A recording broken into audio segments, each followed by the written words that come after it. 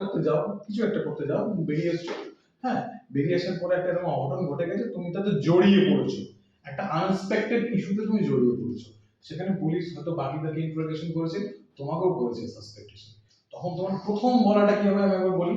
দেখো সবাই, sir, sir আমি তো রোজকার মতোই ওই 9টার সময় স্যার ওই 4 তলা 3 নম্বর ফ্ল্যাটে গেছিলাম। আমি স্যার ওখানে ওই মিনিট 45 ছিলাম স্যার। 9টা 45-এ বেরিয়ে এসেছি স্যার। আমি যাওয়ার সময় লিফটে করে গেছিলাম, কিন্তু স্যার ফেরার সময় দেখলাম স্যার লিফটটা বন্ধ, কাজ করছে না। আমি সিঁড়ি দিয়ে নিচে নেমেছি স্যার।